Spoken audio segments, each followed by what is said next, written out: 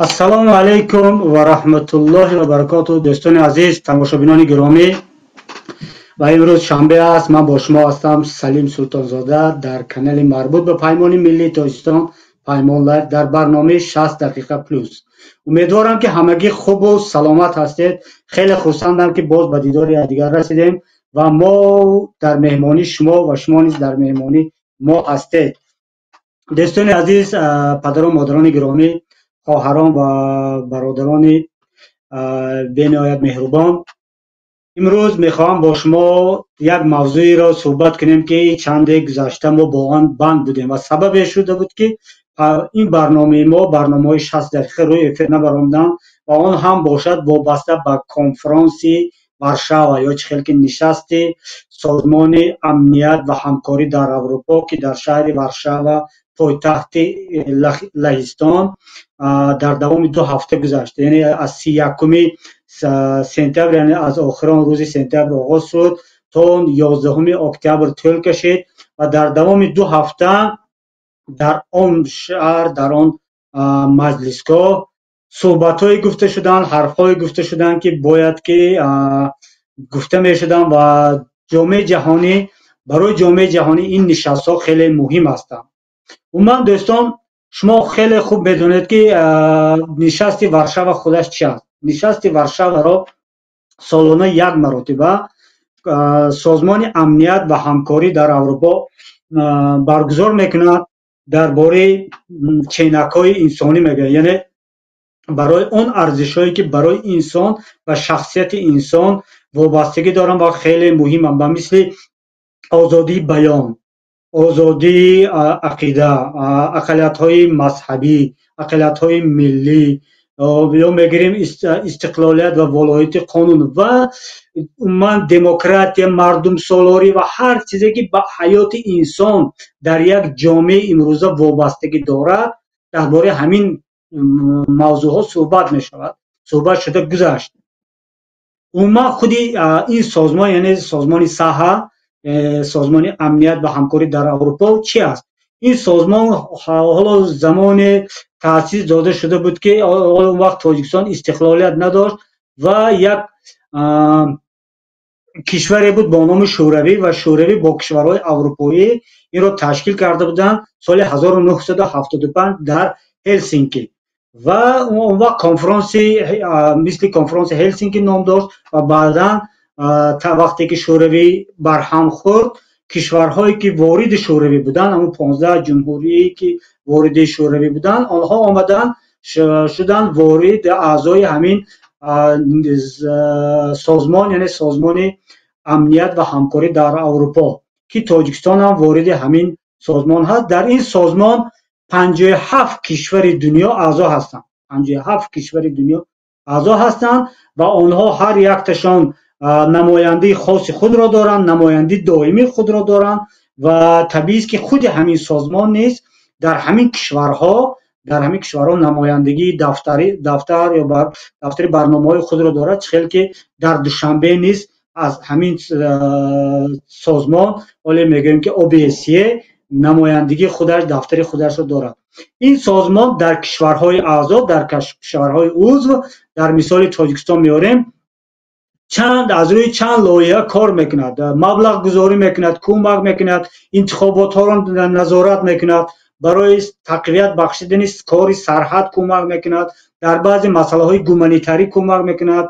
خلاص در هر مسئله که به انسان، برای بهبودی حیات انسان وابستگی دارد، این سازمان کمک های مالی خودش را میرساند.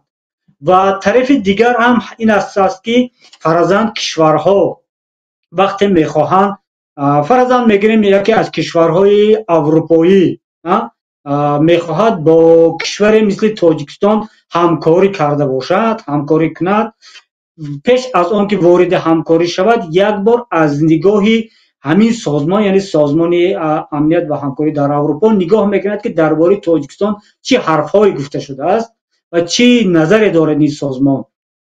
فرضاً اگر او در آنجا گفته شده است که در تاجیکستان انتخابات ها شفاف نیستند، در آنجا کروپسیه هست است، فساد هست است، این یا آن کشور، فرضاً گیریم یکی از کشورهای اروپایی پیش از آن که داد و گرفت کند و این نشاندادها نگاه میکند و از روی همین عمل میکند. میبیند که اگر در آنجا فساد باشد آنجا مبلغ گذاری نمیکند. خلاص یک موضوع بسیار وسیع است و به همین خاطر حالا ما چند نفر از دوستان را همچون مهمان دعوت کردیم. اینها در کنفرانس ورشاو نیز اشتراک کرده بودند. شما خیلی خوب میشناسید. اینا هستند برادر عزیز ما شوکت محمد، همچون روزنامه‌نگار و تحلیلگر و برنده خیلی از برنامه‌های جالب که همه شما میشناسید، و دوست عزیز ما اکای ما الهام جان یعقوبوف که عیناً همین در نشست ورشاو ستادی که مربوط به پیمان ملی تویستان بود راهبری میکردن، راهبری ستاد بودن و یکی از سیاستمداران جوان شناخته تاجیک. مرحمت دوستان، سلام علیکم. علیکم السلام و رحمت الله و برکاته. بهترین، خوش آمدید اکای الهام جان و اکای شوکت به این برنامه. خیلی خوب شد که حالا امروز ما برادر شوکت را پیدا کردیم برای این برنامه، چون که خودشون خیلی سرکار هستن اما تکلیف ما رو قبول کردن. از این ما خیلی خرسند هستیم. خوش برادران عزیز، امروز موضوع ما، حالا ما کمتر گفته گذاشتم درباره سازمان امنیت و همکاری در اروپا، یعنی در همین نشست، درباره همین نشستی که در ورشاو گذشت، همین ما و شما بودیم در همینجا. و این حالا فوتبالکایی که در تن من هست، پیراهنی که در تن اکای الهام جان هست، عیناً از همین کنفرانس باقی مانده است. یعنی ما در آنجا با همین پیراهنا به میدان برآمده بودیم با تا پرابلم تاجیکستان را هم به زبان هم با عکس و عملها نشان دهیم. حاضر میگذاریم به اصلی موضوع. سوال اولی من با اکای الهام جان، همچون راهبر ستاد که تمام همین برگزاری کنفرانس را از جانب نمایندگان پیمان ملی تاجیکستان و دیومن مخالف یک گروه علاهده مخالفان تاجیک اداره کردند و مثل راهبری کردند، از اکای الهام جان آغاز میکنیم. اکای الهام جان، نشست امساله صحرا، یعنی همین نشست ورشاو رو چخیل ارزیابی میکنید؟ چخیل گذشت از نظر شما؟ درود و سلام به شما سلیم جان برادر عزیز و مهمان شما شوکت جان که برادر ما هست و همچنین به تماشابینان برنامه شما 60 دقیقه پلوس. واقعا چخیلی که شما هم خبر دارید و مردم و ملت هم با خبر هستند، چون این جانب 10 روز یا بیشتر از این موضوع سازمان امنیت و همکاری اروپا، یعنی نشست کنفرانس چینک انسانی در پایگاه‌های اجتماعی در واسطای اخبار عامه تبلیغ و معرفی شده ایستاده است و واقعا این یک نشست خیلی مهم است، زیرا یک میدانی هست که در آنجا سازمان‌های بین الملل، فعالان جامعه شهروندی و از طرف دیگر نماینده حکومتی کشورها که شما گفتید 57 کشورها در این سازمان عضو هستند و همه آنها باید در این نشست اشتراک کنند و یک مبادله، یک گفتگو بین قشر فعالان جامعه شهروندی، سازمان‌های بین الملل و از طرف دیگر خیلی گفتیم حکومت‌ها، و این یگانه پلتفرمی است که در ورشاو هر سال برگزار می شود و این را سازمان امنیت و همکاری اروپا و بخش آن انستیتوت دموکراسی عاید به حقوق بشر برگزار می کند و این خیلی یک نشست مهم است. از مهم شاید بالاتر مهمتر باشد شخصا برای من، برای فعالان جامعه شهروندی و آنهایی که مربوط به نقض یا پایمالشوی حقوق انسان فعالیت و کار میبرند. و این تقریبا ما خودم 8 مرتبه در این نشست اشتراک میکنم و میبینم که واقعا خیلی مسئله ها در اونجا مطرح میشود و بین حکومت، بین فعالان جامعه شهروندی تبادل نظر میشود، پیشنهادهای جامعه شهروندی به سازمان امنیت و همکاری اروپا پیشنهاد می شود و این پیشنهادها مقبول می شود و همچنین ریکامنداسیون و دیگر خواهشات و پیشنهادهایی که از جانب فعالان جامعه شهروندی و سازمان‌های بین‌المللی به این یا آن کشور داده می شود، کشورها از این استفاده میبرند و در فعالیت‌های حقوق بشری خود و فعالیت‌هایی که به همین سمت روانه کرده شده استفاده میبرند.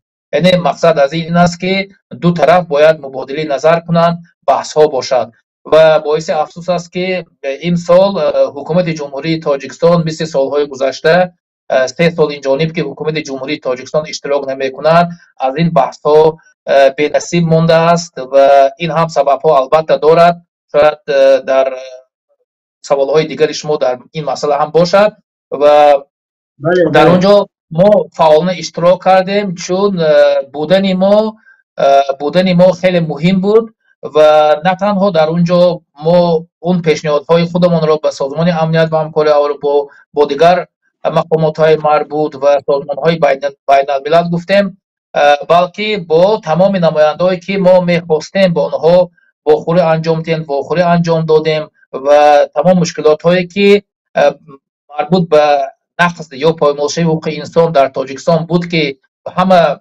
خبر دارد که واقعا تاجیکستان به یک بحران عمیق پایمالشوی حقوق انسان گرفتار است و نه تنها به یک بحران بلکه همین پایمالشوی حقوق انسان در تاجیکستان یک سیستموی و دائمی جاری کرده می شود. یعنی این سیستموی شده است و این را نه تنها من یا سازمان های بین الملل بلکه اکثریت کشورهای عضو سازمان امنیت و همکاری اروپا این را میدانند و خودشان هم در همین نشست سال 2024 برای ما هم گفتند. برای همین این خیلی مهم است که از یک جانب مخالفان و فعالان جامعه شهروندی اشتراک کنند و از جانب دیگر حکومت باید اشتراک کند و حکومت ما اشتراک نکرد و این واقعا ضعف و باختی حکومت جمهوری تاجیکستان است که من این را علاقه چندین مراتب گفتم.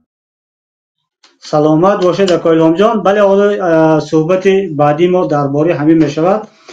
حالا سوال من به برادر شوکت، و حال اینجا اکایلام جان گفتن که 8 مراتب است اشتراک کردن در همین کنفرانس یا نشست ورشاوا. حالا امسال شما نیز یکی از اشتراکداران و یکی از فعالان این نشست بودید. حالا لطفا میگفتید که چی شما رو وادار کرد تا در این کنفرانس اشتراک کنید و عموما مقصد از اشتراکتان چی بود؟ مرحمت اکاشم. پیش از همه سلام و درود به شما، به برادر الهام جان یعقوب و به تمام بینندگان گرامی که ما را تماشا میکنند و بعدا تماشا خواهند کرد. بعدا به این سوال شما جواب من چنین است که واقعا من اولین مرتبه در این یک نشستی یک سازمانی با نفوذ جهانی، سازمان امنیت و همکاری اروپا در کنفرانس چینکی انسانی شرکت کردم. این اولین مرتبه بود و تصورات من پیش از اشتراک در این کنفرانس تماما دیگر بود، یک کم نظرنوگرانه بود و از پیامدها یعنی از نتیجه های این کنفرانس من آنقدر امیدوار نبودم و وقتی که خودم آمدم شرکت کردم یک کم نظری من تغییر خورد. نوبسته از آن که حکومت جمهوری تاجیکستان نمایندگان شرکت نکرد، جایش خالی بود، با وجود در این کنفرانس این امکانیت بوده است که ما جبردیدگان فضای ناسالم و ناآزاد و ناعادلانه تاجیکستان صدایمان را به تمام جهانیان برسانیم. این امکانیت در ما بوده است و من این را احساس کردم که مخالفان، کسانی که گفتنی های دارند درباره تاجیکستان، درباره شرایط سیاسی اجتماعی تاجیکستان گفتنی های دارند، اینجا یک میدانی بوده است که باید گفته شود. اما من به همین خلاصه رسیدم که با وجود کوشش و غیرت و تلاش های زیاد ما نتوانستیم به پررگی همین امکانیت رو استفاده کنیم که من از همین جا از فرصت استفاده برده به دوستان، به مخالفین، به کسانی که آزادی و عدالت را تلاش میکنند توصیه میدهم که در سالهای من بعدی نوبسته از آن که حکومت جمهوری تاجیکستان نمایندگانش را میفرستد یا نه، با برنامه های خود بیایند در این کنفرانس شرکت کنند یکی از امکانیت‌های دیگر همین است که شما می‌توانید با نمایندگان تمام کشورهای دیگر واخوری گذارانید، با آنها صحبت کنید و از شرایط تاجیکستان با آنها گپ زنید و بعضی از فکر و اندیشه‌های خود را با آنها در جریان گذارید. این به نهایت خوب است، چون امسال ما وقتی که به طور قدرت خود، به طور استطاعت خود این کار را کردیم، بسیاری از سازمان ها و کشورهایی که با ما همصحبت شده بودند شرایط سیاسی تاجیکستان را در سخنرانی های خودشان قید کردند و به شرایط سیاسی تاجیکستان و شرایط های نگران کننده تاجیکستان اشاره کردند که این به نهایت خوب بود. خصوصا کشور ابرقدرت امریکا در یگان روز، در یگان صحبتش بدون اینکه نام تاجیکستان را نگیرد و از شرایط های بد تاجیکستان نگرانی نکند سخنرانی نکرد.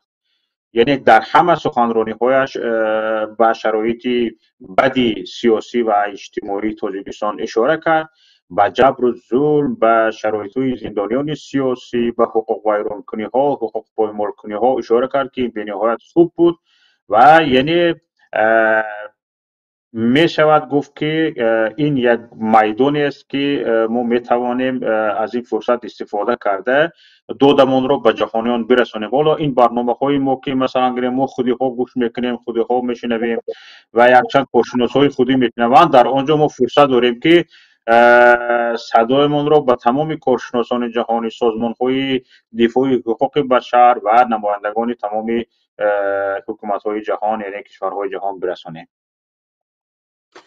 خیلی خوب. حالا از اینجا باز یک سوال دیگر به خود شوکت جان من میتیم. کالام جان ناعدالتی نمیشود. اینه بینیده برادر شوکت، در این کنفرانس امسال وقتی که شما اشتراک کردید یکی از موضوع زندانیان بود و خیلی که ما میدانیم متاسفانه یکی از برادران شما در زندان قرار دارد. حکومت تاجیکستان عیناً برای فعالیت های شما بردن دادر شما را، یک انسان بیگناه را که به سیاست هیچ دخل نداشت بردند و زندان کرد، یعنی انتقام از شما گرفتند.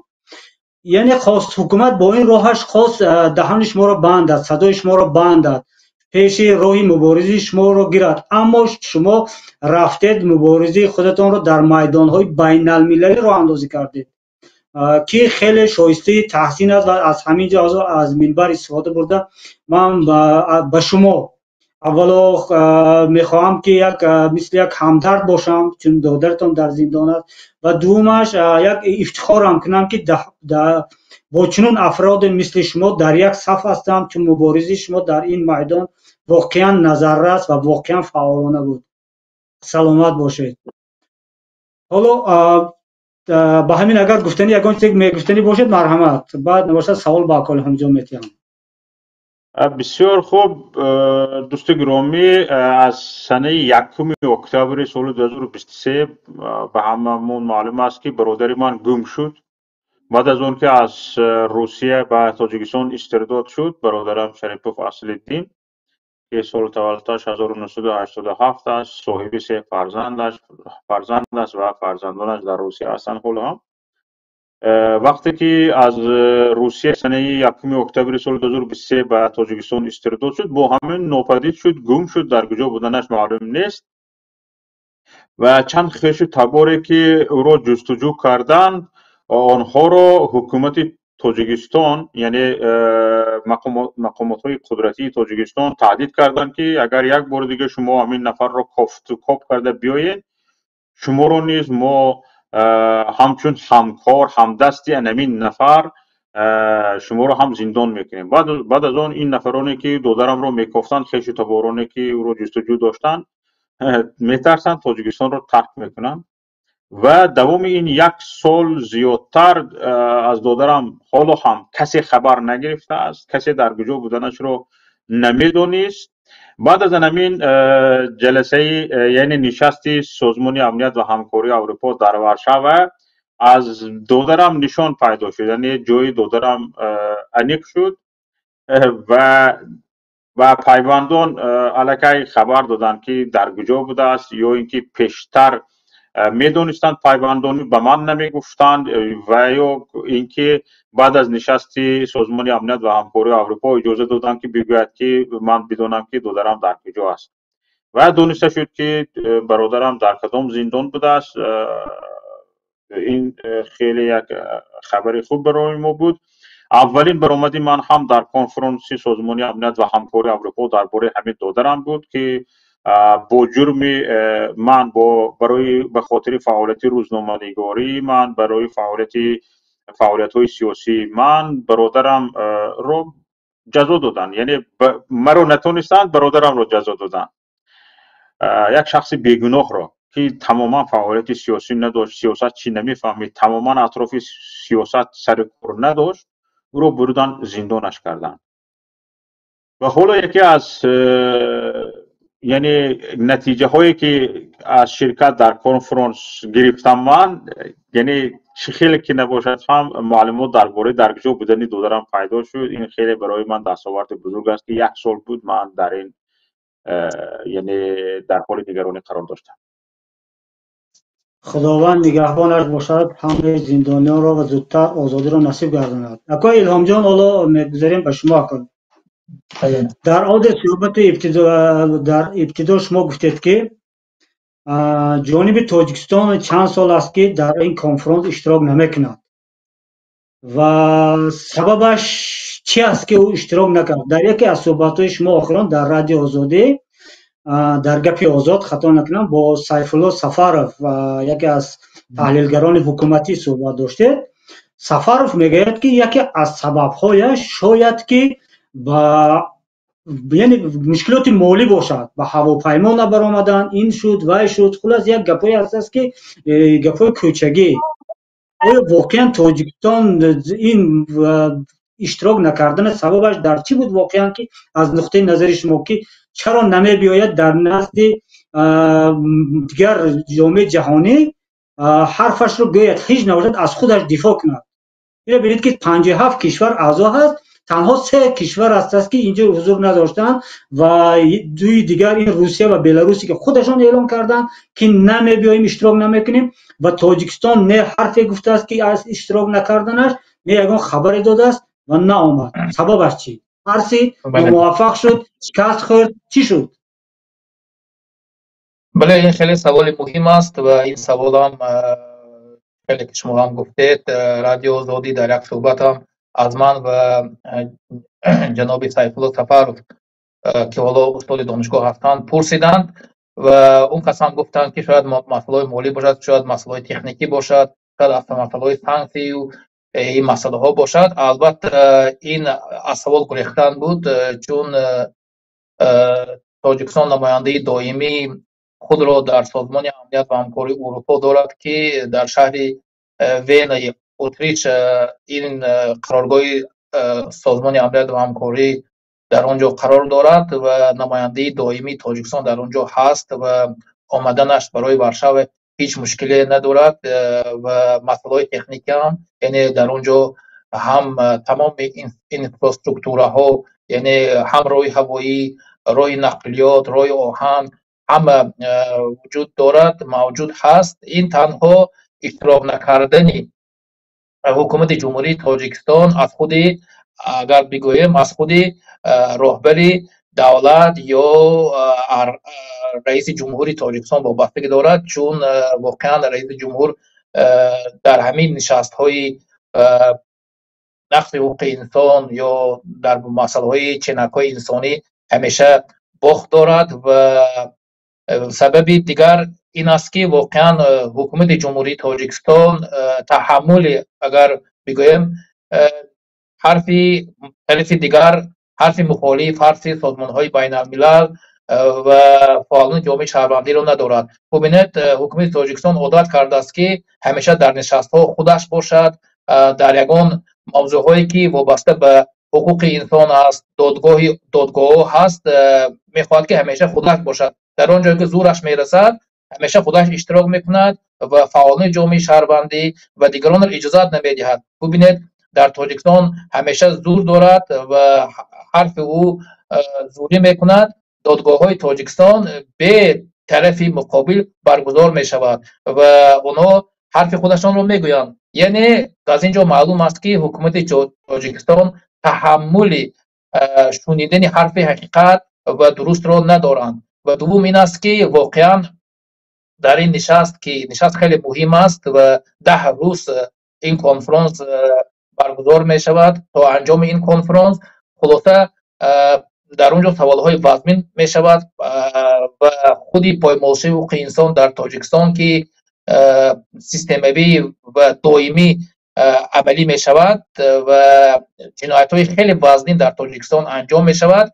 در اونجا ما مخالفان و فعالان جامعه شهروندی سازمان های بین الملل سوال های خواهند داد که حکومت جمهوری تاجیکستان به این سوال های وزنین جواب ندارند و اونا هم بهتر شاید که دانستند که در این نشست اشتراک نکنند. یعنی که از این نشست گریختن از این سوال ها هست که همیشه این سوال ها رو نمایندگان کشورها، سازمان های بین الملل و فعالان جامعه شهروندی میدهد. از جمله مثلا ربودن مخالفان مثل ربودن خویشاوندان که امروز برادری من شوکت جان در اینجا گفت که البته اگر در اونجا حکومت جمهوری تاجیکستان میشد اولین سوال برادر شوکت جان این بود که چرا برادر من که بیگناه هست اعضای یگان حزب و حرکت نیست، فعالیت های سیاسی نمیبرد، یک کارمند عادی هست، یک ساختمانچی هست، برای چی شما از روسیه او را ربودید و تا امروز برای من یگان اخبار یا خبر نمیدید که در کجا قرار دارد؟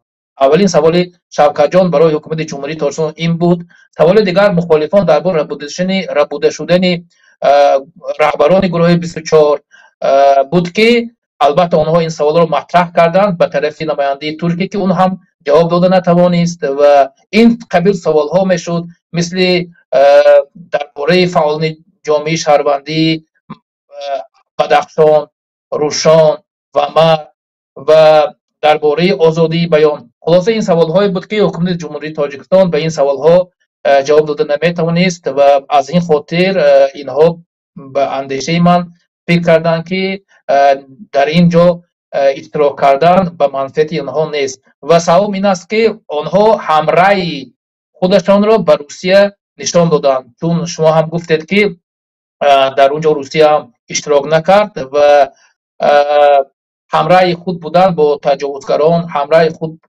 همرأی بودن با دیکتاتوریسم نشان دادند و یک به جامعه جهانی نشان دادند که واقعا تاجیکستان از مسائل حقوق بشری، از احترام به انسان خیلی دور هستند. و همچنین من باور دارم که حکومت جمهوری تاجیکستان اشتراک اراده سیاسی در این نشست ها رو ندارند و بار دیگر نشان دادند که چنین اراده سیاسی در تاجیکستان وجود ندارد و اشتراک نکردن حکومت جمهوری تاجیکستان باعث شرمندگی خودشان در نزد جامعه جهانی و در نزد اعضایان سازمان امنیت و همکاری اروپا است که واقعا غیر از تاجیکستان 56 دولت دیگر عضو این است. شرمندگی خودشان را به نمایش گذاشتند و من این را با دلیل، با وجه و با یک باوری خواهم گفت که چون این حرف من نیست، این حرف سازمان های بین الملل و نمایندگان کشورهای هست که برای ما گفتند که اشتراک نکردن حکومت جمهوری تاجیکستان در این نشست مهمی کنفرانس چینکی انسانی این یک شرمندگی است. با همین لفظ، با همین طرز گفتند واقعا این یک شرمندگی است، واقعا این یک ضعف و بخت و ناتوان بودن حکومت جمهوری تاجیکستان در این نشست ها، در این کنفرانس ها به نمایش گذاشته شده است. خیلی خوب، سلامت باشید دکتر الهام جان. نظری من هم چنین است که ولی اجازه بدید نظر خودم هم گویم. این نتیجه یک سیاست ناعهده‌برانه در میدان بین المللی و سیاست ناموفق دولتداری در سطح بین المللی است که دیگر حکومت رسمی، حکومت نماینده نظام نمیتواند در میدانی که тамоми ҷомеаи ҷаҳонӣ онҷо ҳузур дорад, агар ҳамаш набошад ҳам аксарияташ ҳарфашро гуфта тавонад. яъне ина бинед ки низом ҳукумати Тоҷикистон дар дохили Тоҷикистон зӯр аст. дар Тоҷикистон зӯр аст, то ҳарфаш ҳарф аст. бо задан, бо куштан, бо дуздидан, бо латукӯб, бо шиканҷа кори хостагиашро мекунад дар дохил. яъне хонашери майдон ғариб. дар мо як хел истилоҳ аст, дар Истарафшан мумкин дар дигар ҷоҳои Тоҷикистон ҳам шояд бошад. ҳукумати Тоҷикистон имрӯз нишон дод ки ӯ хонашери майдон ғариб аст. дар хона шер аст, мезанад ба хонаводии бегуноҳон зада медарояд, хонашро мусодира мекунад, меравад он касе ки садо баланд кард мекушад, одами беяроғро мепаронад, журналисти қаламдорро зиндон мекунад, модарони бечора, хоҳарони бечораро мисол дар азият қарор медорад, афроди зиндоншударо дар зиндонҳо шиканҷа мекунад.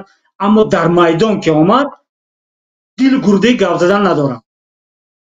номуваффақ, тарсу. аз назари ман ин як тарсӣ аст, тарсидани ҳукумат аст. хуш, ин як камтар ба эҳсосот шуда бошадам, аммо ҳарфо ки ман мехостам гӯям, маъзарат мепурсам. акнун ҳоли акои Шавкатҷон, ира бинед ки ҳоло дар ибтидоям худатон ҳам гуфтед, ҳоло пеш аз ин мардумам дар чанд ҷо мегуфтанд ки ҳамин конферансҳо, ҳамин гапзаданҳо, ҳамин даъвои демократии мардумсолориҳо ҳеҷ таъсир надорад. яъне мардум шояд аз муборизон ҳам ҳастанд, аз дохили муборизон ҳам ҳастанд ки мегӯянд дигар ҳамин нишаст кардан, конферанса рафтан, изҳорот доданҳо дигар натиҷа надорад. бояд дигар роҳро қабул кард. ҳоло мегӯем роҳи қиём аст, инқилоб аст, дигар роҳ, ӯро хай баъд мегузарем. ҳоло саволи ман чунин аст ки оё воқеан ҳамин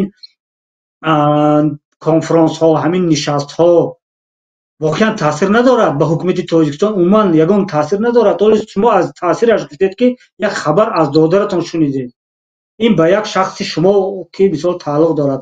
аммо дар умум назари шумо чи аст? ҳамин ба сиёсати низом умуман ё дар ҷойгоҳи обрӯи ҳукумат дар майдони байналмилалӣ ин нишастҳо таъсире доранд ё не? ин ҳарфҳо ба гӯши шунаво дорад дар Душанбе? марҳамат.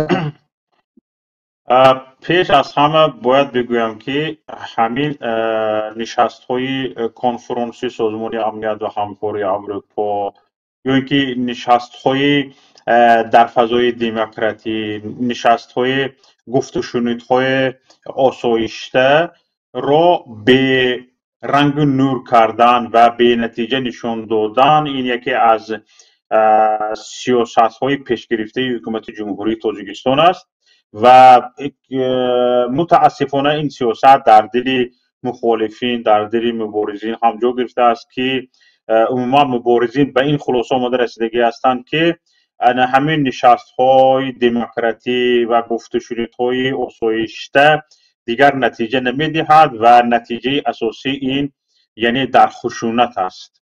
зада ҳукуматро зада мегирӣ, тамом, яъне гапи зур аст. ба ҳамин бурда расонида истодаанд ва шояд яке аз ҳамун сиёсатҳои ҷорикардаи ҳукумати ҷумҳурии Тоҷикистон бошад, режими Эмомалӣ Раҳмон бошад ки инро дар дили мухолифин ба ҳар роҳе ҷо кардаанд ва муваффақ ҳам шудаанд. ба назари ман ин ба он ният аст ки агар аз хушунат кор гирифта шавад ҳам онҳо муваффақ хоҳанд шуд. акнун шумо бубинед, ҳарчанд инҳо муваффақ шудаанд ба ин ки ин гуна нишастҳоро бе обу ранг бенатиҷа нишон диҳанд, мо дидем ки натиҷа медодааст ва дигар хобашро ҳукумати ҷумҳурии Тоҷикистон ба об гӯяд ва дар нишастҳои минбаъда ва умуман ҳар нишастҳое ки ҳаст, ҳар вохӯриҳое ки ҳаст, мо бояд самаранок онро истифода барем ва шаб нахуфтаю рӯз нагуфта бояд дари созмонҳоро бизанем ва дари ҳукуматҳоро бизанем, дари умуман тамоми институтҳои ҳуқуқиро бизанем то садои моро бишнаванд. ин як тарафи масъала. тарафи дигари масъала ҳам ҳамин аст ки дигар به نظر من از جهت خشونت میگویند، از جهت خشونت هم تاجیکستان خیلی که حالا همین خیلی گرفته گشته است، جوش خالی است، در یک کنفرانسی سطح جهانی شرمنده‌وار نمی‌بوید، جویت خالی می‌ایستد، در قطار کشورهای مستبد و مثلا گریم اگریسور قرار میگیری و خودت کی بدانت رو معین میکنی. در اگر مبادا یک به جنگ روبرو هم شد، تاجیکستان مثل همین میگریزد، مثل همین جویش رو خالی میکند، چون که ارمی تاجیکستان چی است؟ ارمی از ابله‌گریز ها، ارمی که در نتیجه ابله جمع کردگی است. با این کجا میروی؟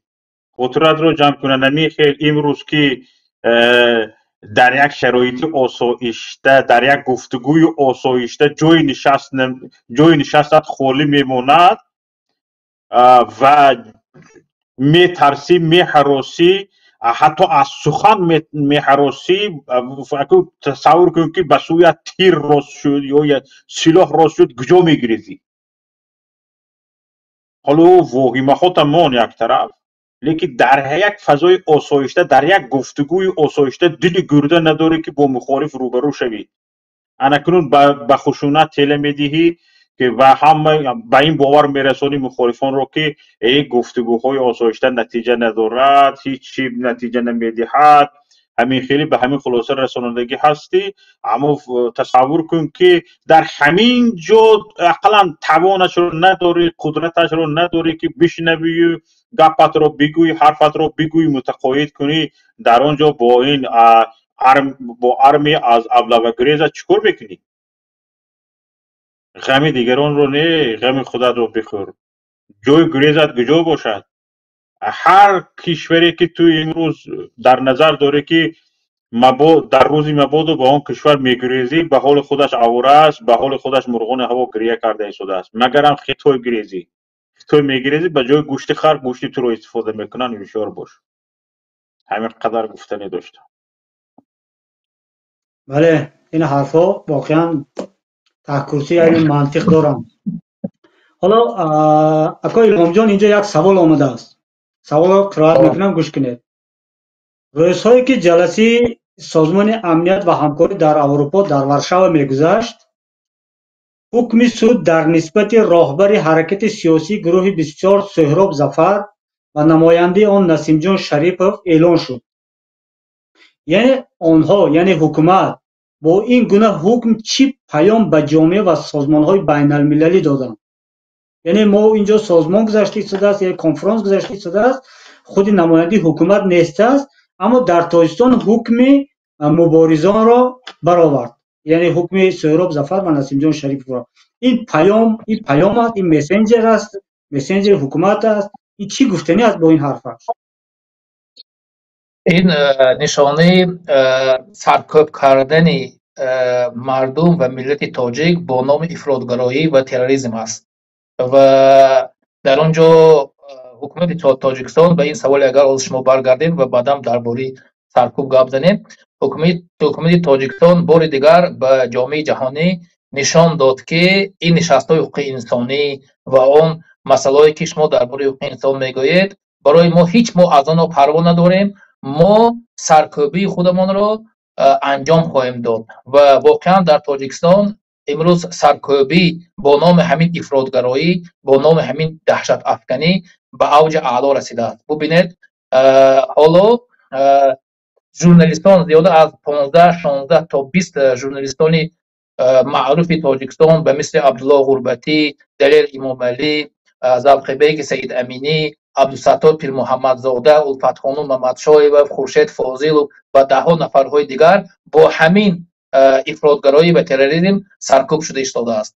ببینید مردم و اقلیت های ملی، اگر حتی بگویم خطا نخواهد شد، مردم بدخشان سال 2022 به خاطر آن که پیش خونریزی را بگیرد، این حکومت ناجوان مرد با توپ و سلاح به سر مردم عادی آمد، خون ریخت با نام افراطگرایی و تروریسم. گفتند که اینها افراطگرا هستند، اینا دهشت افکن هستند، اینا میخواهد که تاجیکستان رو ناتینج کنند. با همین بهانه مردم را سرکوب کرد و حتی خانه به خانه بگشت. فعالان جامعه شهروندی از بدخشان، از خاروق، از روشان، از بمر آنها را بازداشت کرد.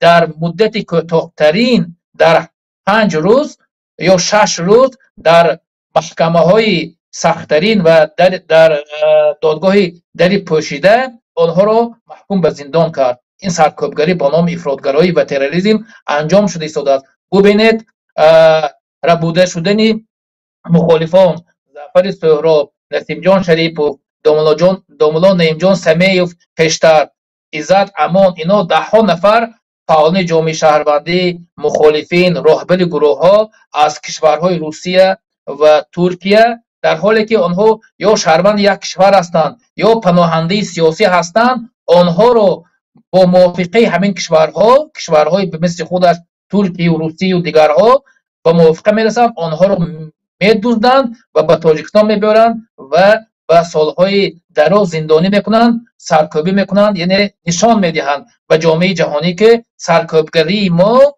یعنی با نام افراطگرایی و تروریسم انجام شده ایستاده است. یعنی ببینید همین برادرانی که راهبران گروه 24 که امروز در عرفه اگر حتی بگویم این نشست سازمان امنیت و همکاری اروپا اعلان شد و من بار دیگر میگویم که حکومت جمهوری تاجیکستان به جامعه جهانی نشان داد که من در پایمال‌شوی حقوق انسان در جای اول هستم و هر چیزی که میخواهم آن را انجام میدهم و با بهترین شیوه این کارا را انجام میدهم. یعنی با دزدیدن، با غارت کردن، با نمیدونم لخت و کوب و شکنجه این کارا را انجام داده ایستاده است و برای همین من این عملهای حکومت جمهوری تاجیکستان را یک سرکوبگری بالاترین و بهترین در جامعه جهانی خواهم دانست و نمیدونم به برادرانی که به علاوه به برادران گروه 24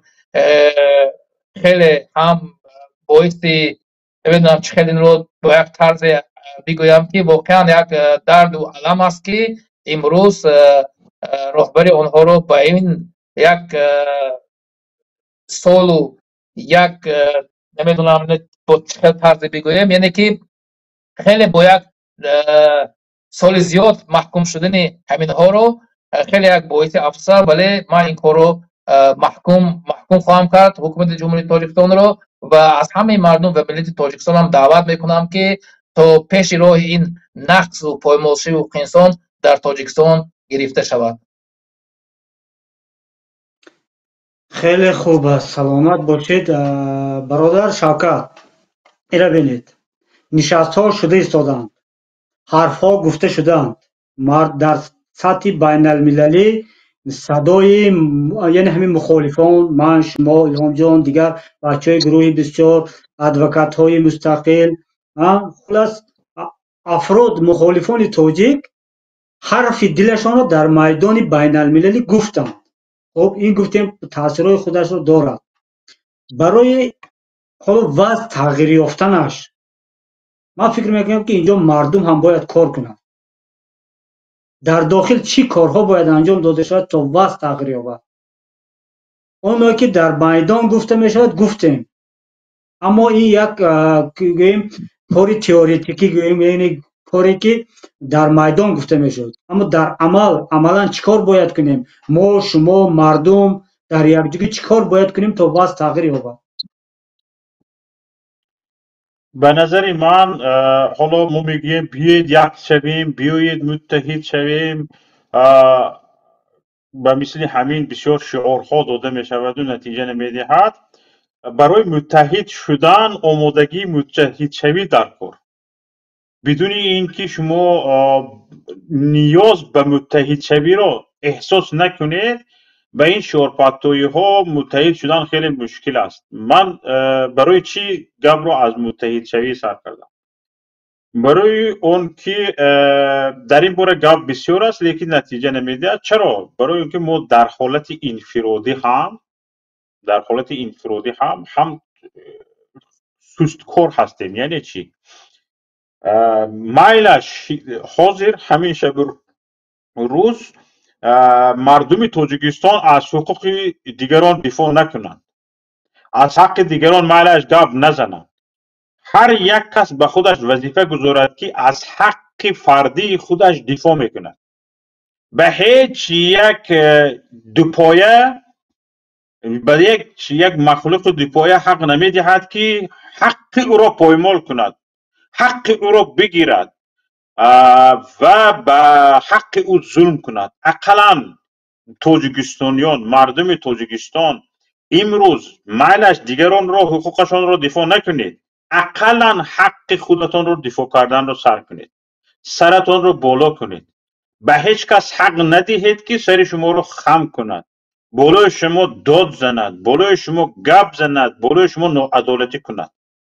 زورتان میرسد گپ زنید، سرتان را بالا کنید، از بالایشان شکایت کنید، به پروکراتور شکایت کنید، به سود مراجعت کنید، به مقامات های ذی مراجعت کنید، عریضه نویسید، شکایت کنید.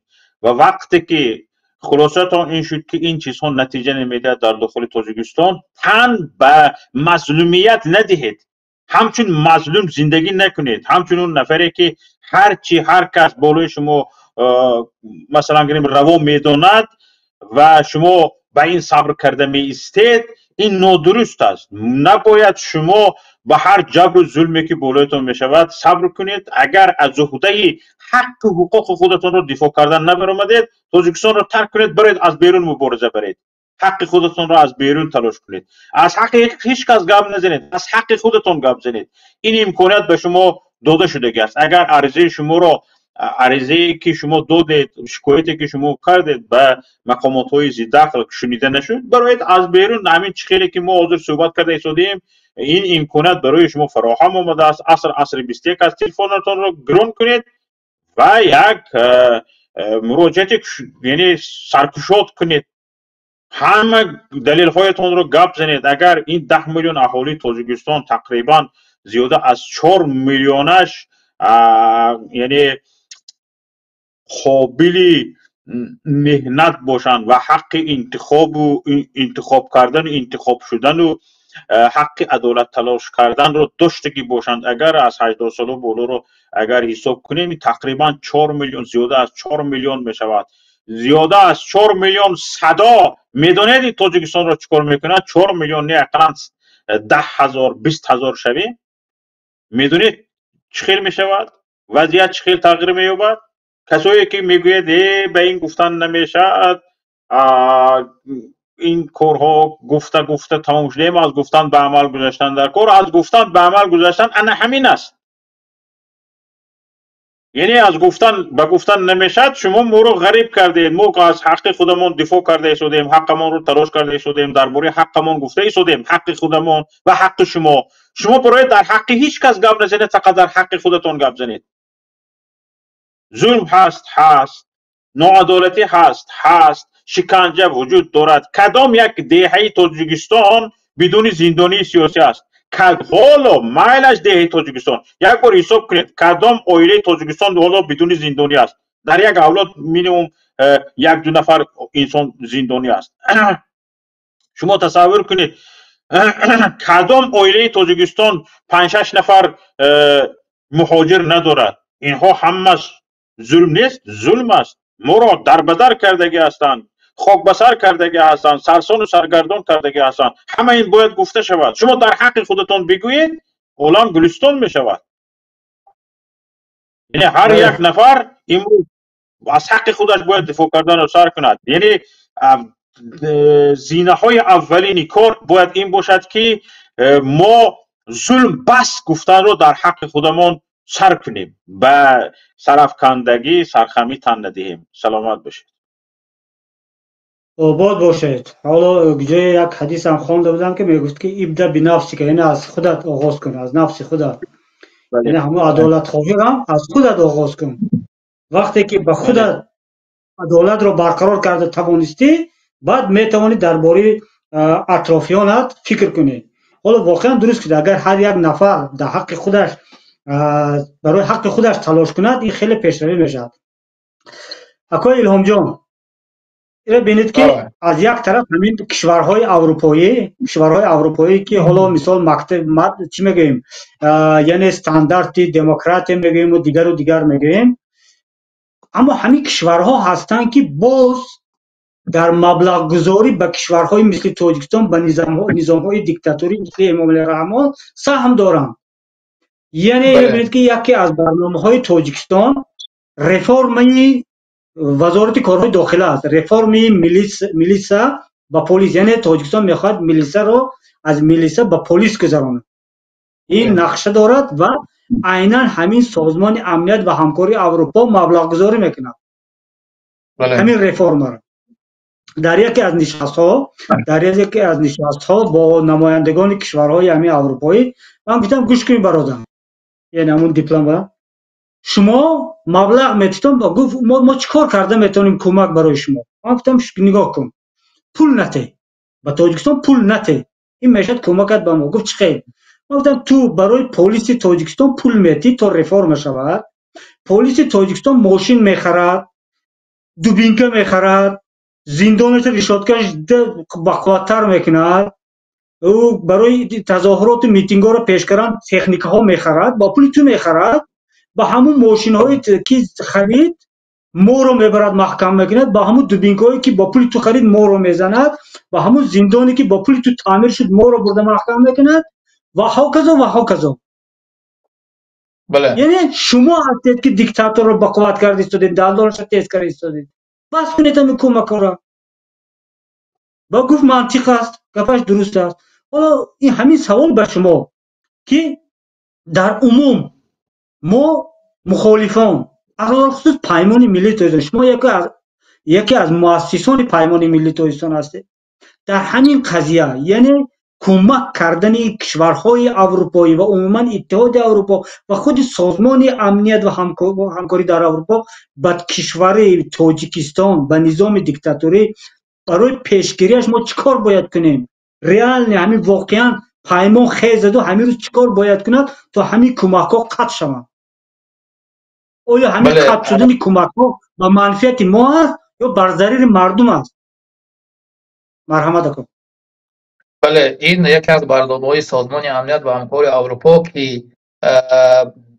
махсус барои амнияти кишварҳо бахшида шудааст, яъне оромӣ ва амнияти кишварҳо, ва ин барномаҳои маблағгузориҳое ки ба 57 кишварҳои узви созмони амният ва ҳамкори Аврупо карда мешавад, ба ҳамин барнома барои оромӣ, барои амнияти як кишвар ва он маблағҳое ки барои полис, барои ин мақомотҳои интизомӣ дода мешавад ба хотири танҳо амният ва рифоҳи мардум аст. албатта он барнома ҳамин барнома аст, вале иҷрочӣ як каси дигар аст. иҷрочӣ як нафаре аст ки дузд, ғоратгар, шиканҷагар ва ситамгар аст. ва ба хотири ҳамин ҳамеша мо ба созмони амният ва ҳамкори Аврупо, ба иттиҳоди Урупо, ба созмони Милли Муттаҳид пешниҳод мекунем ки ҳамин маблағгузорие ки ба Тоҷикистон карда мешавад, бахусус ба мақомотҳои интизомӣ ва дигар мақомотҳо, инҳо як барномаи нодуруст, аз ҷониби мо нодуруст ҳисоб карда метавонем, ба хотири он ки воқеан шумо дар ин ҷо дуруст гуфтед ки ин маблағҳо иҷрокунандаи ин гирандаи ин маблағҳо ва иҷрочиҳо хеле шахсҳои хеле гуфтам ситамгар ҳастанд. ба хотири ин маблағҳо, ба хотири шиканҷа кардани мардум ва сохтани зиндонҳои нав барои зиндониҳои сиёсӣ ва махсусан шахсоне ки ба сиёсату озодандешу хулоса зиёён ин зиндониён сохта мешавад. ва мо чӣ пешниҳод дорем? Мо ҳамеша пешниҳод мекунем ки ин маблағҳо, яъне ки ҳадди ақал, на ҳамаш, ҳадди ақал ин маблағҳо ки дода мешавад, 50-60% он як мисли як пешниҳод, як чизе ба арзиши он гирифта шуд, мисли аз зиндонҳо озод кардани зиндониёни сиёсӣ, пешгирӣ кардани шиканҷаҳо ки мо тамоми солҳо гузоришро ба ин созмонҳо медиҳем. вале инҳо ҳамеша ин пешниҳодҳоро қабул мекунанд, вале боз ҳам дар вақти баррасии ин барномаҳо боз ҳамун барномаҳое ки онҳо худашон дар назар доранд ва бо 57 кишварҳои узви худашон صحبت میکنن این برنامه ها رو انجام میدن. ولی ما همیشه به هر حال این عمل میشود یا نمیشود، ما همیشه پیشنهاد میکنیم که این مبلغ گذاری انجام داده نشود و اگر این مبلغ گذاری انجام شود حتما باید آنها پیشنهادهای خودشان رو برای پیش از همه هم آزاد کردن زندانیای سیاسی انجام دهد، یا چند نفری که مثل همین روسیه که چند نفر زندانیای خودشان رو صحبت کردن، یعنی که اولیش کردن، مثل همین انجام های با سازمان امنیت و همکاری اروپا انجام شود. و یکی از پیشنهادهای دیگر ما این است که حتما باید مثل که همین OBSE سازمان امنیت و همکاری اروپا این برنامه رو اجرا کردن یا وارد کردن مکانیزم OBSE مسکوفسکی OBSE میگوید، یعنی که مکانیزم مسکوگی OBSE اگر بگوییم همین رو در تاجیکستان جاری کند که حتما همین مبلغ هایی که به تاجیکستان داده می شود آنها تفتیش کرده می شود، با کدام راه استفاده برده می شود، همین مکانیزم OBSE مسکوگی گویا که اجرا می کند. به خاطر همین ما این چیز را در همین سال 2024 هم گفتیم و آینده هم خواهیم گفت، نه تنها در این کنفرانس ها بلکه در دیگر کنفرانس ها هم این چیز را پیشنهاد میکنیم. ولی ما مخالف هستیم، نه تنها ما مخالف هستیم، حتی سازمان های بین المللی به مثل کمیته هلسینکی دیدبانگاه حقوق بشر هم چندین مراتبه به این سازمان های با نفوذ بین المللی پیشنهاد کرده است که همین مبلغ گذاری با یک طرز راه اندازی شود که برای مردم و ملت بخصوص سازمان های بین المللی این معلوم شود، شفافیت آن معلوم شود. و دولت نمیدونم که با جانب پیمان ملی تاجیکستان غیر از آنه که ما بگوییم که همین مبلغ ها را نسپارید یا مثلا با یک طرز دیگر شفافیت آن برای مردم معلوم شود، یا مثلا این مبلغ ها را شما میسپارید باید که مثلا یک آزادی برای زندانی سیاسی، یک کار انجام شود که گفته همین مردم ملت پروژه که وقتی که شما مبارزه میکنید که رزولت نیست، ما همین چیز رزولت ببینیم که وقتی که آنها مبلغ میدهند ما یگان رزولتش ببینیم. غیر از این رزولتی که شما گفتید شکنجه شدنی مردم، تپی زندانیان سیاسی زیاد شدن و مثلا در توکوب، اینها غیر از این ما چیزی رو از این ندیده استادیم و فکر و اندیشه ما همیشه در این است که این مبلغ هایی که این سازمان های بین المللی با نفوذ میدهند و همین روانه کرده شده است.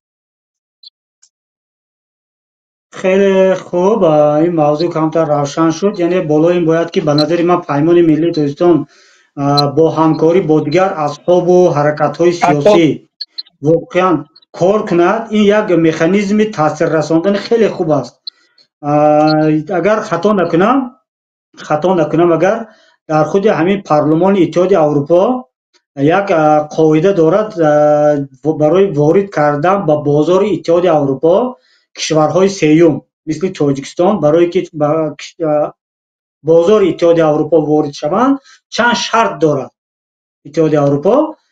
یکی از شرطش همین حقوق انسان، آزادی زندانیان سیاسی، روزنامه‌نگاران و مثل همین ها. و از سببی که تاجیکستان با همین شرط ها را رعایت نکرد، اجرا نکرد و بازار اتحاد اروپا مال یعنی همون استحصالات تاجیکستان را راه نمیتیند، راه ندادن و تاجیکستان حالا بیرون از این بازار مانده است. اگرچه دیگر همسایه کشورها توانستند، فرضاً همین ازبکستان توانست وارد این بازار شود و حالا در بادخل که همین ما خوب میدانیم در همین بازار فعال است. چی گفتنی بوده در کلام جان؟ بله، من یک چیز در یادم آمد به خاطر اون که در همین سال 24 در همین نشستم برای توجه همین سازمان امنیت و همکاری اروپا نماینده پیمان ملی تاجیکستان بخصوص رئیس پیمان ملی تاجیکستان که در آنجا اشتراک کردن، آنها یک سخنی خوب هم گفتند که به تمام همین نماینده های کشورهای گرانت دهنده به تاجیکستان، سازمان هایی که به تاجیکستان مبلغ میتیند سرمایه گذاری میکنند، مراجعت کردند که چون که همین سرمایه گذارها پیشتر به روسیه هم میشد، به بلاروسی هم میشد، بیشتر به بلاروسیه، حالا مثلا همین سرمایه گذاری تماما مثلا چیز از بسته شده است، به بلاروس سرمایه گذاری منع شده است، به روسیه منع شده است، چون آنها هم اعضای این سازمان امنیت و همکاری اروپا هستند. و رهبر پیمان ملی تاجیکستان هم یک حرف خوب هم گفتند که مشکلات هایی که در تاجیکستان هست بدتر از روسیه است мушкилотҳои сиёсие ки дар Тоҷикистон ҳаст бадтар аз мушкилотҳои Белорусия ҳаст. чаро шумо созмонҳои байналмилал ва кишварҳои грантдиҳандаю сармоягузор ба ин кишварҳо таваҷҷӯҳи хоса доред? ба Тоҷикистоне ки мушкилотҳоша ман гуфтам хеле зиёд таваҷҷӯҳ зоҳир намекунед. чӣ бояд кард? чӣ бояд бикунем ки шумо ин гуна масалан таваҷҷӯҳи хос ба Тоҷикистон бикунед ё ҳамун пешниҳодҳои мо қабул шавад? бояд дар Тоҷикистон Путин раҳбари Тоҷикистон шавад, баъдан шумо таваҷҷӯҳ медиҳед, ё Тоҷикистон ба як кишвари дигар ҳамла кунад, баъдан шумо таваҷҷӯҳ медиҳед? чхеле ки шумо имрӯз ба Русия таваҷҷӯҳ дидед, ба хотири Путин раҳбари Русия Путин будан таваҷҷӯҳи хос доред. Русие ки имрӯз ҳамчун як кишвари агрессор ҳисоб мешавад ва бар зидди Украина ҷанг эълон кардаасту меҷангад ва шумо таваҷҷӯҳи хоса доред ва ҳамеша дар бораи зиндониҳои сиёсӣ, дар бораи шиканҷа, дар бораи нақзи ҳуқуқи инсон дар Русия Белорусия бештар суҳбат мекунед, дар ҳоле ки Тоҷикистон аз ин бадтару бадтар аст.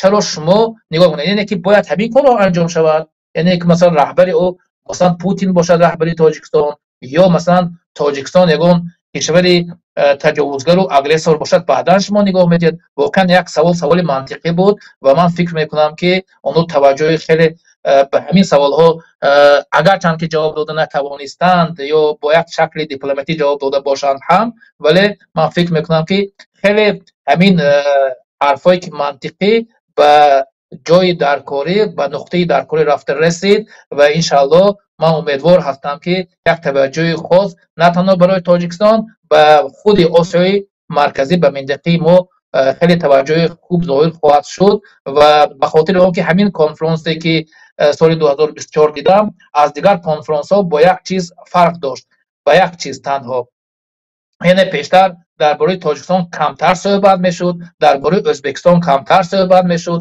дар бораи Қазоқистону Қирғизистон, Туркменистон камтар суҳбат мешуд. ҳамин сол тақрибан ними соатҳои конфронси созмони авлад ҳамкории Аврупо гӯё ки ба минтақаи Осиёи марказӣ бахшида шуда бошад. аз 40 спикерҳо 20 то 25 нафар аз минтақаи мани шумо буданд, аз Тоҷикистон, аз Қирғизистон, аз Қарақалпақистон, аз Ӯзбекистон, аз Қазоқистон, ки дар ҳама мавзӯъҳо 4 то 5 нафар аз ин минтақаҳо суҳбат мекард, ки дар умум мо 25-26 нафар танҳо дар бораи минтақаи Осиёи марказӣ суҳбат мекардем. чӣ гуна дар он ҷо поймолшавии ҳуқуқи инсон ба дараҷаи аъло расидааст, ки имрӯз ҳатман бояд созмонҳои байналмилал, на танҳо созмони амният ва ҳамкории Аврупо, балки Иттиҳоди Урупо, созмони Милли Муттаҳид таваҷҷӯҳи хос кунад ва ҳамон таваҷҷӯҳе ки ба кишварҳои агрессор, кишварҳои нақзи ҳуқуқи инсон дар он ҷо анҷом мешавад, ба мисли Русия, Белорусия, ба минтақаҳои мо ҳам бахусус Тоҷикистон ҳам ҷиҳати ё як нигоҳи хос дошта бошанд ва иншааллоҳ ман фикр мекунам ки ин корҳо дар ҳамин фурсати наздиктарин, дар як солҳои шояд ки то ҳамин солу соли оянда як таваҷҷӯҳи хуб хоҳад шуд ва пешниҳодҳои мо ба мисли ҳамине ки ман гуфтам анҷом хоҳад шуд. хеле хуб, интизор мемонем. ба ҳар ҳол чӣ мегӯед, ниятамо нек аст ки як таъсири мусбат барои минтақа хоҳад шуд. дӯстони азиз, ҳоло ин барномаи мо ҳам аз 60 дақиқа гузашт. ҳоло вақтро дароза намекашам, як ду саволи дигар дорам. агар бемалол бошад дигар саволи ман ба дӯстам ва бародарам Шавкатҷон, шумо дар ин конфронс ҳамчун рӯзноманигор яъне ба саҳна баромадед. ира бинед ки яке аз ҳамин ҳадафҳои ҳамин нишастҳо пайдо кардани робитаҳо, контактҳо ҳастааст. аз назари шумо як чӣ мегӯяд, потенсиали шуморо хуб медонам ки шумо таҳлили хубам доред, аз дур нигоҳам чӣ мегӯяд, бо як назорат воқеиятро, яъне ҳамун назора мекунед то қазия ба куҷо меравад, назари худро, мустақили худро доред. ҳоло мехостам назари шахси худатонро фаҳмам ки паймони миллии Тоҷикистон дар ҳамин саҳна худро чӣ хел нишон дод ва умуман барои барқарор кардани контактҳо чӣ кор кард و خودتان شما شخصا همچون روزنامه‌نگار میدانم با چندی از سازمان‌های روزنامه‌نگاری کانتکت کردید. شما عموما نظرتان یعنی برای همین کار، یعنی برای رابطه ها رو برقرار کردن، کانتکت ها رو برقرار کردن، پیمان ملی تویستان و شخصا خود شما با کار موفق شدیم یا نه؟ یعنی رزولتات کارامو در همین مسئله کانتکت. سوالتان خیلی بجا است دوستان. حالا از واخوری ها و مکالمه هایی که شد همش رو گفته نمی شود، به همش اشاره کرده نمی شود، چون که یک قسمی از مکالمه و گفتگوها با سازمان ها و کشورهای علاقیده گفتگوهای استراتژی پیمان ملی تاجیکستان بودند. برای همین در این باره گپ نمیزنیم، چون که این چیزهایی که استراتژی است در همون حالت استراتژی خودش باقی میماند و همون وقت مردم با خبر می شود که او استراتژی اجرا می شود.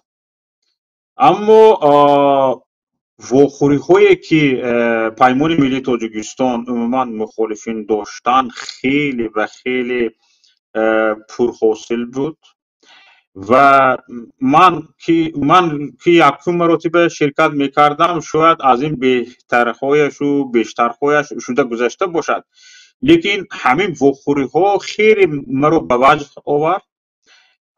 وجد آورد، چون که اکثریت نفرانی که همون رهبران سازمان ها و یا نمایندگان سازمان های دفاع حقوق بشر یا نمایندگان حکومت هایی که با رهبریت پیمان ملی تاجیکستان با کماند پیمان ملی تاجیکستان من مخالفین واخوری ها میگذرانیدند و حتما برای ادامه این گفتگوها اشاره میکردند. یعنی این گفتگوها باید ادامه یابد، چند حجت های طلب میشد، مثلا گریم چند دلیل ها طلب میشد و میگفتند که حتما این چیزها را در گفتگوهای من بعد باید پخته رسانیم و باید این گفتگوها پخته رسند و برای همکاری آمادگی های خودشان را یعنی بیان میکردند که این بینهایت مفید بود. بر ضمن این بعضی از واخوری های استراتژی که شده گذشت اینجا تنها میتوانم اشاره کنم و نمیتونم درباره آنها گپ زنم. خیلی خوب، سلامت باشید. دوستان عزیز، اکای الهام جان، یک سوال آخرین من، چون وقتی مردم را هم بسیار نگیریم، حالا از فرصت استفاده برده دوست تماشابینان محترم، از شما اکای یک خواهش دارم که در گذاشتن لایک ها کوتاهی نکنید، البته آبونه شدن را نیز فراموش نکنید، چون که این کانال در این برنامه های ما موضوع های داغ روز دیده می شود و آینده باز یک برنامه های داریم که وابسته به منطقه نیز هست، نه تنها تاجیکستان بلکه منطقه، موضوع های خاورمیانه و عموما موضوعی که به تاجیکستان و آسیای مرکزی و عموما ملت هایی که به ما هم سرحد و هم زبان و هم فرهنگ هستند با آنها نیز با اون قضیه های آنها نیز ربط هم خواهد داشت. حاضر سوال آخرانی من بکای الهام جان، همچون راهبر ستاد در همین کنفرانس ورشوا، ما مخالفان تاجیک چیکار باید کنیم؟ یعنی ما چی آمادگی گیریم که تا نتیجه کاری ما، فعالیت کاری ما، تاثیرگذاری ما و این کنفرانس ها بهتر و خوبتر شود؟ چی باید کرد از حاضر تا ما نقشه گذاری کنیم پیش خود که در دوام یک سال آینده، شاید که در بین این یک سال تا کنفرانس آینده باز دیگر کنفرانس ها هست، ما آنها رو چی خیلی باید قبول کنیم، در آنجا چی کار باید کنیم؟ خلاص درباره همین میخواستم از شما شنوم که تا کاری ما ثمره‌ناک‌تر شود. بله، ما پیش از همه باید همون کانتکت هایی که شما پیشتر هم گفتید و اون کانتکت های نو و کانتکت های کونه باید مناسبت یک حسنه و مناسبت های خودمون رو دوام دهیم و بعدا در این کنفرانس ها با حجت و دلیل، بیشتر با حجت و دلیل، یعنی اگر کنفرانس درباره بخش حقوق انسان باشد، پایمالشوی حقوق انسان باشد، ما باید با دلیل و حجت باید برآمدها و نشاندادهای آن را در این نشست ها نشان دهیم و همچنین باید یعنی متشکلانه در این کنفرانس های مهم حقوق انسانی اشتراک کنیم، چون که این کنفرانس عصب آن مهم میگم که هیچ کنفرانس رو پیدا نخواهید کرد که 10 روز انجام شود. کنفرانس ها بیشتر 1 روز میشوند، 2 روز میشوند و ماکسیموم 3 روز میشوند، ولی این کنفرانس خیلی که مهم است، به خاطر همین 10 روز انجام میشود و در این 10 روز باید آن نفرانی که میخوان اشتراک کنند موضوع خودشان را پیشتر دسترس کنند، چون الکی 2 ماه پیشتر این موضوع ها مطرح می شود در خود سامانه OBS یعنی که ساحه و از همین لحاظ باید آنها الکی 2 ماه پیشتر تایید بدن. ولی مسئله هست که مثل آزادی بیان، آزادی اندیشه، آزادی دین، استقلالیت دادگاهی، اینا همیشه هستند، چون اینا موضوع های فوندامنتالی هستند و همیشه هستند. باید در این موضوع ها باید ما و شما بیشتر تغییر بینیم و خیلی گفتم با حجت و دلیل ها باید ما برآمد کنیم تا در این کنفرانس همه ما رو بشنود. و این کنفرانس مهمش این است که در اینجا خیلی که شما هم گفتید و همه میدونند 57 عضو سازمان امنیت و همکاری اروپا یک کشورها اشتراک میکنند، 57 کشورها و 10 سازمان ها هست که شما باید برآمد در همون 3 دقیقه یا 4 دقیقه شما توجه 57 دولت و 10 سازمان های بین الملل، یعنی که توجه آنها رو با توجه آنها این برآمد خود را میکنید. و به خاطر همین ما بعضی وقتا میشود که با یک نفر با یک نماینده صحبت میکنیم، ولی در اینجا 57 دولت 10 سازمان های بین الملل هست. برای همین من بیشتر میخواهم که از این به بعد موضوع های ما متخصصانه باشد، با حجت و دلیل ها باشد و بیشتر ما در همین جا ما کوشش کردیم که در همین سال 2024 بار دیگر به جامعه جهانی نشان دهیم که تاجیکستان واقعا به یک سرکوبگر تبدیل شده است. تاجیکستان به یک ماشین سرکوبگر تبدیل شده است که به یک اوج اعلا رسیده شده است و در همه موضوع ها، چه در موضوع ژورنالیستان و روزنامه‌نگاران، اندیشه بیان، واسطه اخبار عامه، نبودن دادگاه ها یعنی که غیر عادل بودن دادگاه ها و همچنین بسیار موضوع هایی که هست در اونجا، ما بار دیگر به جامعه جهانی همین دفعه هم نشان دادیم که واقعا تاجیکستان به یک ماشین سرکوبگر تبدیل شده است که این ماشین 10 صدها نفر رو یعنی که هلاک کرده ایستاده است و آینده هم من باور دارم که اگر تغییرات در تاجیکستان به وجود نآید این سرکوبگری انجام خواهد شد. من به تاجیکستان بخصوص به حکومت جمهوری تاجیکستان دعوت میکنم که هرچه بیشتر و تیزتر از زندانیان یعنی که زندانیان را آزاد کنند و تمام آن نقص و پایمالشوی حقوق انسان که در تاجیکستان هست، آن معیارهایی که معیارهای خود داخلی و معیارهای بین المللی که هست آن را اجرا کنند و یک از خود به پایمالشوی حقوق انسان یک حسن نیک نشان دهد،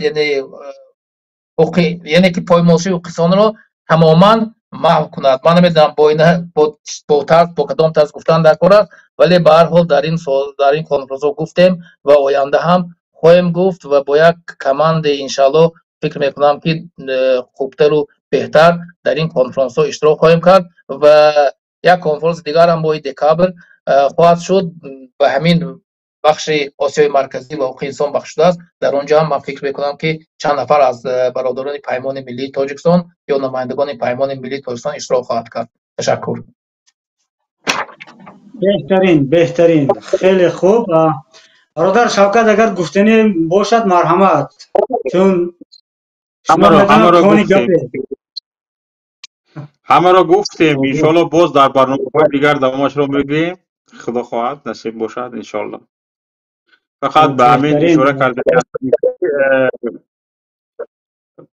این سازمان امنیت و همکاری اروپا به تاجیکستان هیچ فشار آورده نمیتوند.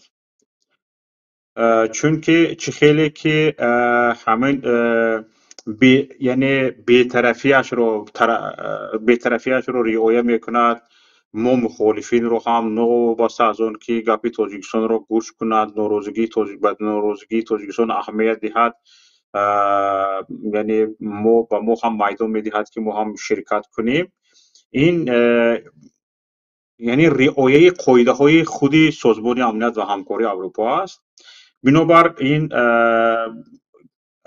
سهمگذاری در پیشرفت یعنی دموکراتیک کنونی جامعه در تاجیکستان و بعضی از دستگیری های اقتصادی سازمان امنیت و همکاری اروپا در تاجیکستان این پیاده کردن برنامه اش است. یعنی سهمگذاری نکردن از این،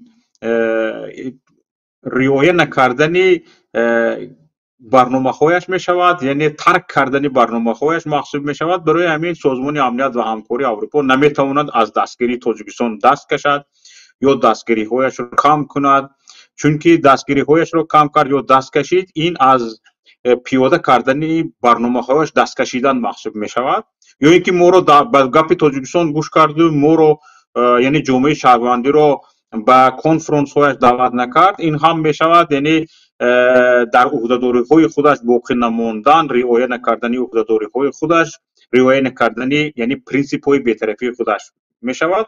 برای همین این کار را سازمان امنیت و همکاری اروپا کرده نمیتواند. کاری که کرده میتواند به نظر من این است که از سهم‌های اقتصادیش به تاجیکستان باید نظارت برد و همه سهم‌های اقتصادی که به تاجیکستان می شود، پولوی گرانت و اینها نظارت کرده شود، یک گروه نظارتی تشکیل کند تا اینکه این مبلغ‌ها برای قدرت گرفتن دیکتاتور صرف نشوند و یعنی غیر مقصدناک استفاده نشوند و همین با مقصدهای پیاده کردن برنامه‌های همین سازمان امنیت و همکاری اروپا پیاده شوند. نه فقط این توصیه ما به سازمان امنیت و همکاری اروپا است، بلکه به دیگر سازمان‌هایی که به تاجیکستان یعنی برنامه‌های دستگیری اقتصادی دارند، توصیه ما به آنها نیست، به کشورهای علاقه نیست چنین است. همین رو گفتنی بودم. خیلی خوب، سلامت باشید آقای شوکت جان. حالا دوستان عزیز، اگر با اجازت هر دو شما از همین فرصت استفاده برده من میخواستم از اعضایان و جانبداران پیمان ملی تاجیکستان منتداری کنم که ما را در این کنفرانس کمک کردن، دستگیری کردن. یعنی از نگاه هم از بچه دوستانی که در ورشاو هستند و دوستانی که ما را از نگاه چی میگیم مالی و معنوی دستگیری کردن، از همینجا از منبر استفاده برده از هر یک و یکشان منتداری میکنم که در این کار خیر سهم خود را گذاشتید و امید میکنم و باور دارم که این سعی و حرکت های ما و شما در یک جایگی ضایع نخواهد شد.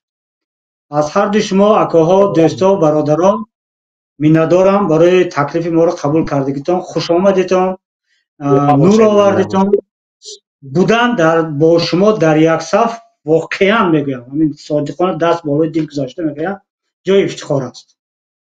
خداوند نگهبانتان باشه. شما نسیده باشید. خدا. همین بود دوستان عزیز، برادران گرامی، برنامه‌ای که امروز ما با موضوع معین و مشخص نگران کرده بودیم. همین موضوع رو ما میخواستیم با شما به میان گذاریم و کمی حرفایی که باشد در همون کنفرانس ها شده گذشت به شما گوییم و امیدوارم که اگر 100% هم نگفته باشیم 80% رو پیش شما گزارش دادیم برای شما. این برنامه رو برای چی گفتم من، برای چی تشکیل کردیم؟ این از یک طرف هم معلومات برای بلند برداشتن دانش سویه سیاسی مردم باشد، از یک طرف دیگر این یک گزارش است، گزارش پیمان ملی تاجیکستان از فعالیت خودش به مردم، به اعضایان و جانبدارانش. امیدوارم که از همین مقصدهایی که و نقشهایی که پیش خود گذاشته بودیم اجرا کرده باشیم و نتیجهش رو ملت در آینده خواهد دید. به این باور داریم. باقی خداوند نگهبان هر یک تاتون بود. روز شنبه رو فراموش نکنید. روز شنبه ساعت 17:00 با وقت برلین و 20:00 با وقت دوشنبه ما در همین کانال هستیم. ابونه شوید حتما. کمک شما تماشاگران عزیز همین ابونه شدن شما است. اگر فکر و نظری داشته باشید، حرف گفتنی داشته باشید، نویسید در کامنت ها و ما رو در غیر از این یوتیوب در تلگرام، اینستاگرام، فیسبوک، خلاص در تیک تاک، در همه شبکه ها ما هستیم. با همین نام پیمان لایف در همه جا هستیم. ما رو پیگیری کنید. البته که حرف های شنیدنی و ما گفتنی داریم و شما البته حرفی که میخواید شنوید پیدا میکنید. باقی خداوند نگهبانتان باشد. به خاندان شما، به دسترخوان شما، به مال و جان شما برکت یاد. در پناه خدا. سلام علیکم.